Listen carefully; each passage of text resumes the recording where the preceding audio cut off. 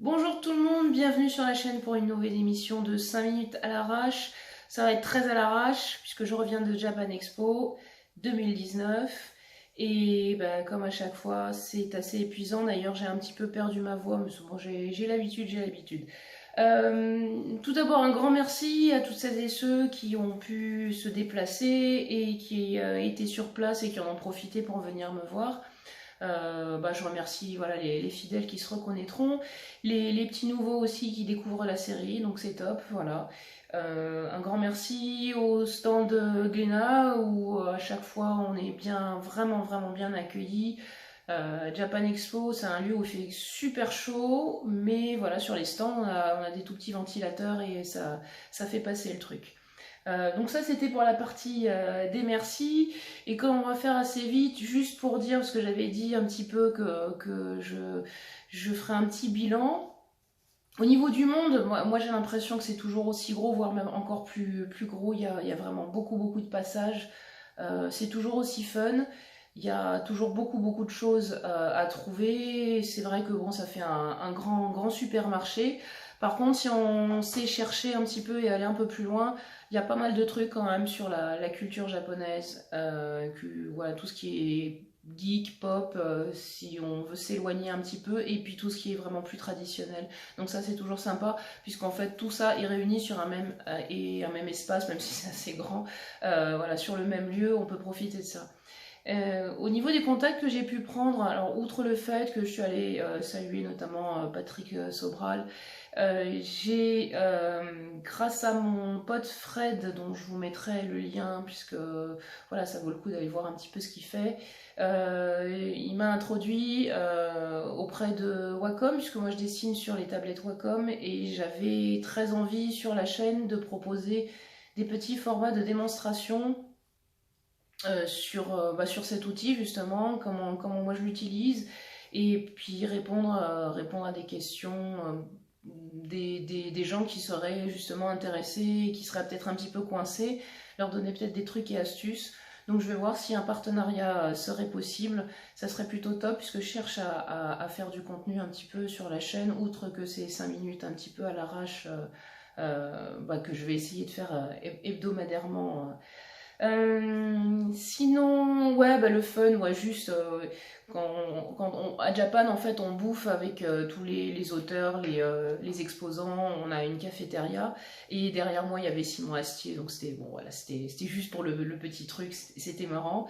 Et dans l'espace un peu salon VIP, là où on peut aller faire les interviews, se poser un petit peu au calme, au frais, j'ai juste croisé, mais alors, comme ça, Gonagai, donc voilà, ça fait tout de suite un petit frisson. J'ai raté pas mal de trucs, je sais qu'il y avait Claude Lombard qui passait aussi, et ça me rappelle beaucoup de souvenirs, donc j'aurais aimé. Il y a beaucoup de gens que j'ai pas pu voir. Cette année, j'y suis allée du vendredi au dimanche, et j'ai pas eu le temps vraiment de faire le tour des stands, le tour des poteaux, des copains. J'ai pas eu le temps d'aller voir faire d'édition. Je vous remets le lien, allez voir vraiment ce qu'ils font si vous aimez le jeu vidéo, le manga, la pop culture. C'est du très bel ouvrage, très documenté, et les couves sont splendides et valent vraiment le détour. Donc allez voir un petit peu ce qu'ils font, soit pour vous, soit pour faire des cadeaux. Honnêtement, c'est une super idée. Voilà, allez-y.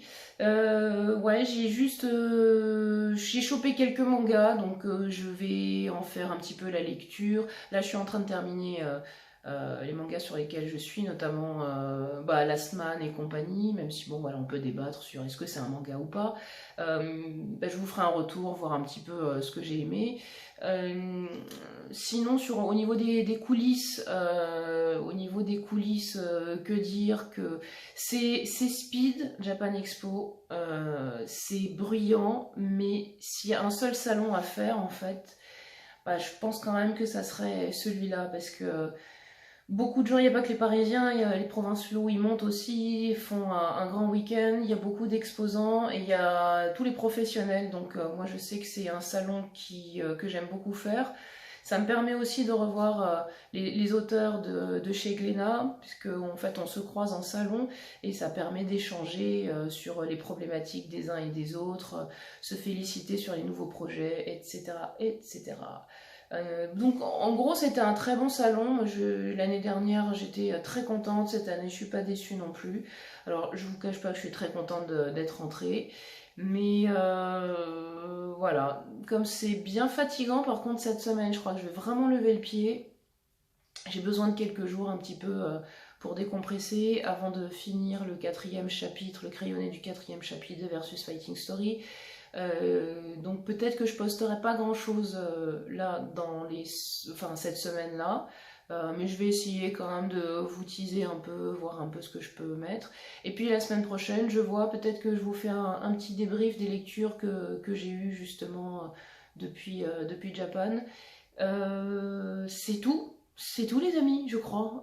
On a fait un petit peu le tour. On a dépassé en plus les 5 minutes. Donc j'avais dit que c'était du petit 5 minutes, mais finalement, tcha tcha tcha tcha tcha. Ça, c'est l'habitude en fait.